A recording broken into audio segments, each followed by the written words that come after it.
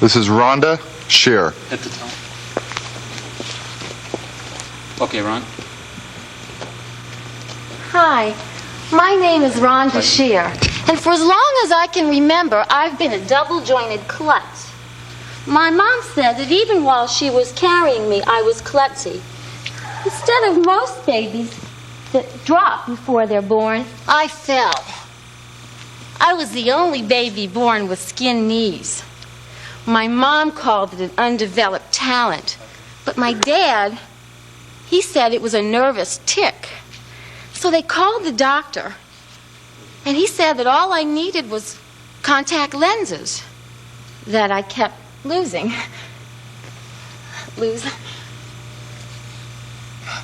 Oh, and find.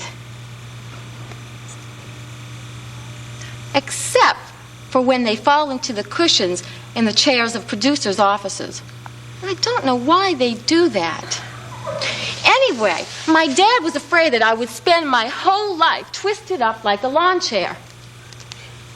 And that was true. Every time they'd stand me up in a movie line or at a soda fountain, I'd just fold up. So by the time I hit age 2, they enrolled me in dance class. My mom still thought I was going to be another Ginger Rogers.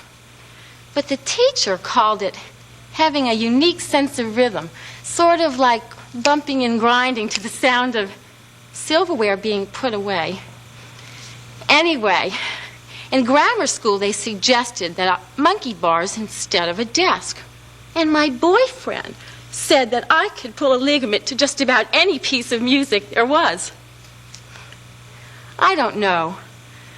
I do think that I could move to just about anything, like the sound of keys, or perhaps a cat purring, or pre-recorded messages. Anyway, by the time I was out of college, I did the only thing that a nearsighted Southern Jewish American princess could do. I became Miss Louisiana.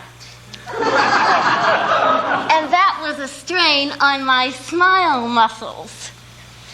After trying that, I decided to go into the closest thing related to showbiz: politics.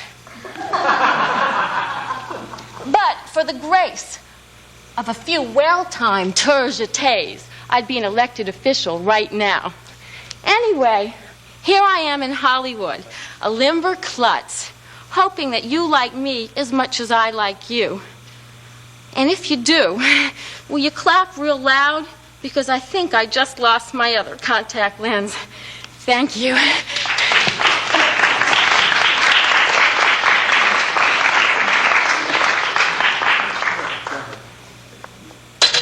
You did that very well. Thank you. How many times in your life have you done that? Talk and klutz all the time. What you just did? I've never talked and done acrobatics before. Oh, really? Usually I'm silent in doing acrobatics. Oh, But I do klutz and every day of my life. That is very true. Are you indeed a Jewish American princess? Well, I've been told that before. By who? By Jewish princes, of course. Who else would say that? Parents, I guess. No, they raised Jewish princesses on purpose. Oh, really? For what purpose? So that we can go out into the world and conquer Jewish princes. I mean, don't you know that you're a spinster by the age of 23 in Jewish parents' eyes? No? Hum a few bars?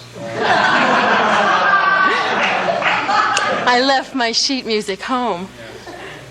Yeah. No, how old are you? 23. And a spinster. And loving it. You love being a spinster? Of course. I'm defying my parents. Why do you want to do that? Oh, I don't know. Yes, you do. Well, okay, I do know. My sister got married at 22, and my 2 brothers did everything that my parents expected, so I thought I would be different. And I'm different. You certainly are. I just love what you did. What did you do in Playboy?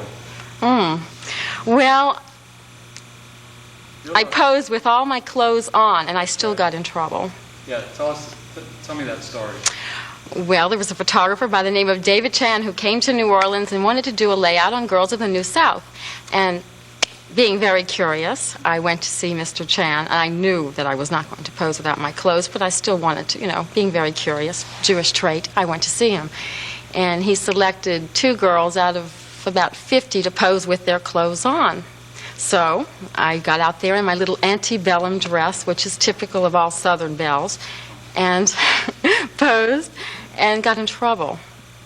Well, the reason I got in trouble was because there was a group of people in New Orleans called the Floral Trail Society, which is very prim and proper, and I was reigning as their queen, and they did not like the connotation of my being in Playboy. So that's what happened. Did I ever have blonde hair? That No. was my question, yes. Did you ever have blonde hair? No, but it's getting lighter by the moment. Okay, Rhonda, thank you very much. Thank you.